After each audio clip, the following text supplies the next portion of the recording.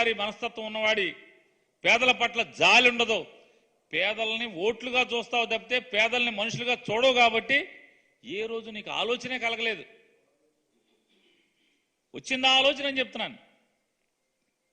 2,50,000 మంది వాలంటీర్ల వ్యవస్థ ద్వారా 66 లక్షల మంది పెన్షన్దారులకు ఇంటింటికి వెళ్ళి పెన్షన్ ఇచ్చేటువంటి కార్యక్రమం 3 రోజుల పాటు జరుగుతుంటే ఆ వాలంటీర్ల వ్యవస్థను ఆపేయండి, నిర్వీర్యం చేయండి అని చెప్పి కాలుకు బలపం కట్టుకుని, అట్లాగే నీ తాబేదారులకి, నీ ఏజెంట్లకి, నీ వంది మాగుదులకి బలపాలు కట్టి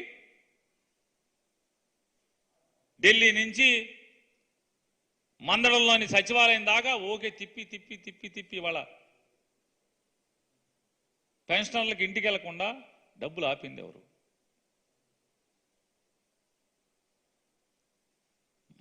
ఆపి ఇంటికి వెళ్లకుండా ఆపి వాళ్ళ వెంటనే కేంద్ర ఎన్నికల సంఘం వాలంటీర్లని పక్కన పెట్టండి అని ఉత్తర్వులు ఇవ్వగానే సంబరాలు చేసుకున్నారు. తుళ్ళింతలు కేరింతలు తెలుగుదేశం వాళ్ళందరూ.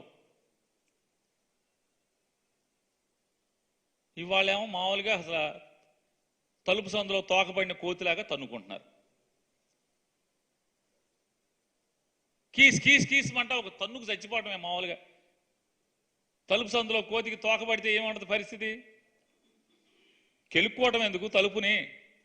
తలుపు సందులో తోకెడటం ఎందుకు? ఈ ఏడవటం ఎందుకు? ఎప్పుడైతే ప్రజల నుంచి తిరుగుబాటు వచ్చిందో ఈ తోక ఇరుక్కుపోయినటువంటి కోతి తొంత అయిపోయింది చంద్రబాబు నాయుడు గారిది, వీళ్ళందరిది. ఇవాళ ఆయన చంద్రబాబు నాయుడు గారు మాట్లాడతాడు పెన్షన్ల పంపిణీ. ఇవాళ పెన్షన్ల పంపిణీ చేయొద్దని ఎవరు చెప్పింది? ఏ రాష్ట్ర వైఎస్ఆర్ కాంగ్రెస్ పార్టీ అన్న పెన్షన్లు పంచమని చెప్పిందా?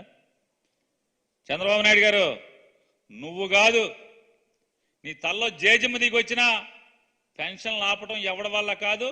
జగన్మోహన్ రెడ్డి గారి ప్రభుత్వంలో నీ వల్ల కానే కాదది.